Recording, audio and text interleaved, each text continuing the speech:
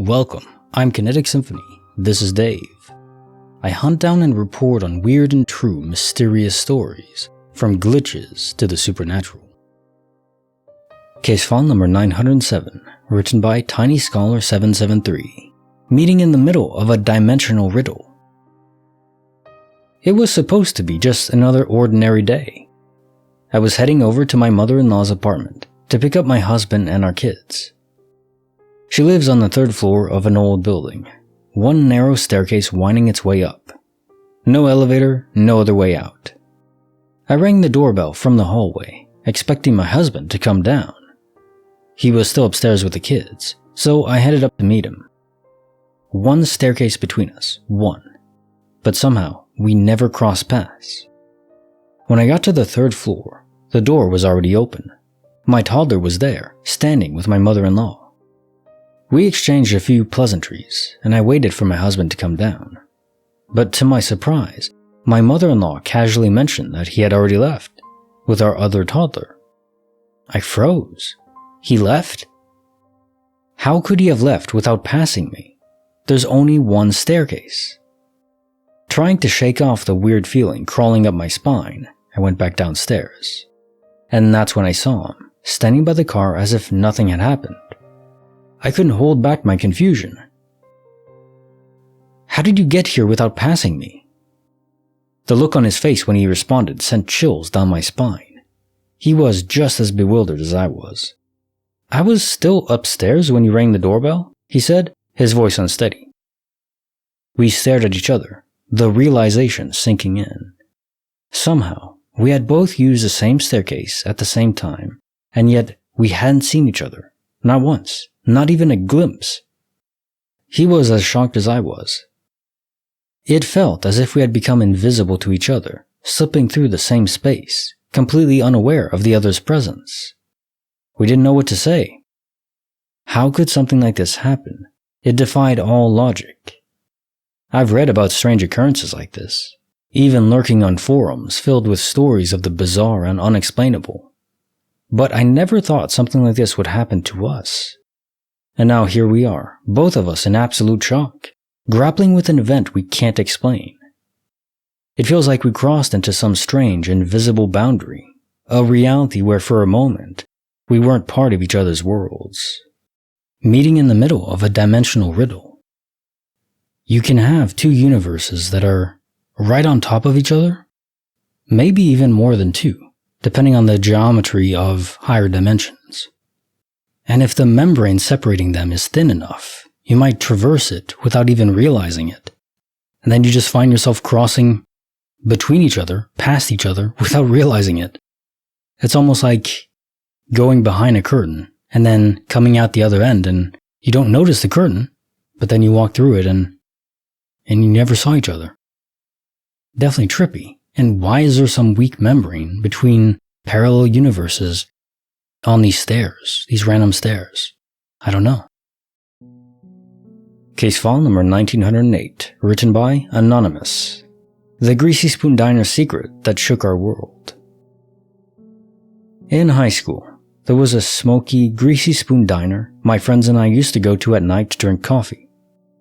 It was one of the only places in town where teenagers could hang out, without being made to order full meals. We went there enough, almost every day, that we got to know the waitresses by name and made small talk with them.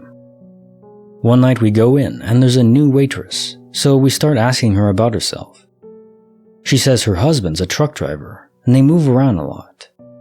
We say that makes sense since he's a trucker, and she replies with, "No, we move around a lot because the longer I live in a place, the more I know about people because I'm psychic. Eventually we have to move." She leaves the table and we start laughing and talking crap about her, and how she's crazy and how that's on point for this diner. Maybe 20 minutes later, she comes back, sits down at our booth, grabs my friend's hands, and tells my friend her whole life story. Not vague stuff, but incredibly detailed pieces of her history like, you were abused by an adult family member when you were younger in the bathroom, during another family member's birthday party. Your family knows about it and believes you, but thinks you should just get over it. Every single thought that she said was accurate, and she talked for maybe 5 minutes, without my friend responding or doing anything except turning pale. We saw the waitress maybe 1 or 2 more times, and then she didn't work there anymore. To this day, I still tell people that I don't believe in psychics, but that I met one once. Kesansval 1908. The Greasy Spoon Diner's secret that shook our world.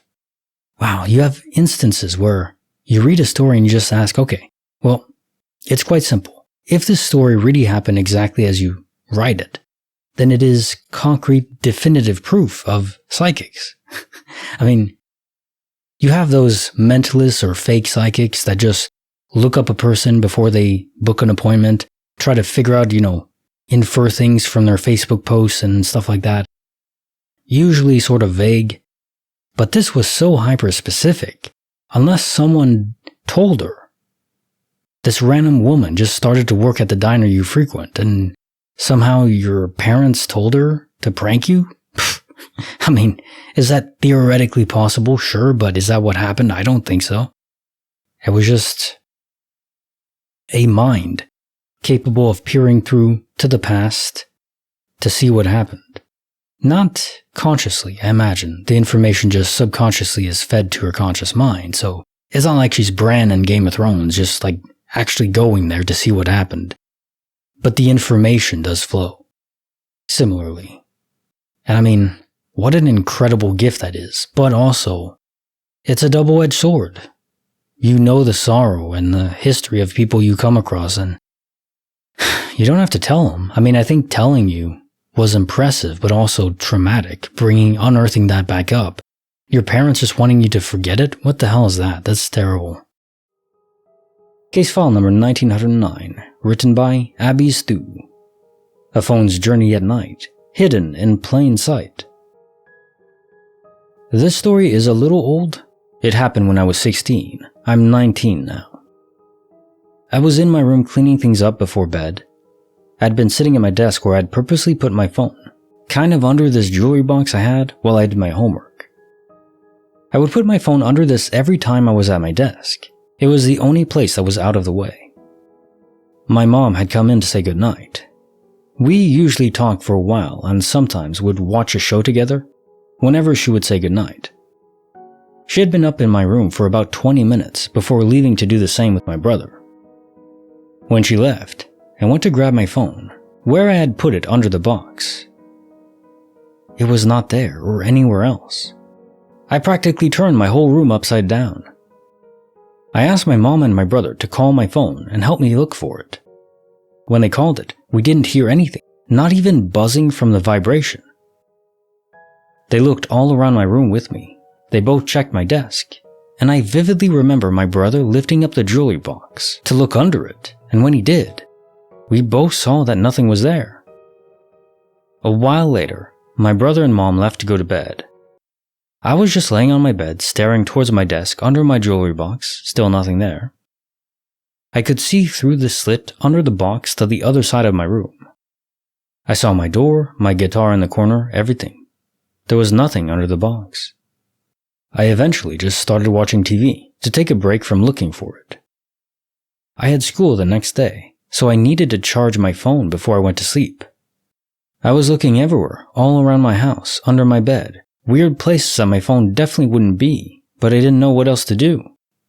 I eventually, out of frustration, lay down on my bed again, staring towards my desk. I noticed the open slit I saw earlier was being blocked by something. I assumed it was something else on my desk that I moved in front of it while I was looking.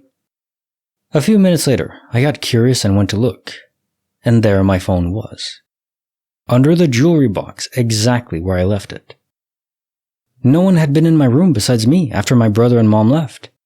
Everyone was either in bed or asleep. My brother and mom also weren't playing a prank on me. I've asked them multiple times since, and asked them a few times at night. It's not like it'd be possible, as the phone was missing when they left, also reappeared while they were gone. If it weren't for my brother and mom also seeing that it wasn't under the box, I would have just assumed I didn't look hard enough. But we all did. We all checked that spot multiple times. I looked through the slit and saw the rest of my room. My phone disappeared for an hour and reappeared in the slit. Case notes file 1909. A phone's journey at night, hidden in plain sight. Okay, so yeah, this could not be a prank. Yes, it is possible that your mom is some expert rogue with a +10 sleight of hand and just nicked your phone while she was leaving without you noticing, but there's no way she put it back when you were in your room the whole time after she left. The disappearance, sort of plausibly mundane, but the reappearance, no. That is DOP and reappearance, classic. But in a way that is so demonstrably certainly that. I mean, it's just great to hear these stories. This is concrete evidence. As much as it could be from an account of a person that you don't know. Now time for the joke of the day. The meteorologist who devised the wind chill factor has died. He was 86. But he felt like he was 75. That wind chill factor. Just give me the raw number. I don't want to know how it feels like. I want to know the absolute objective truth. Like the video, subscribe, hit the bell. Kinetic Symphony signing off.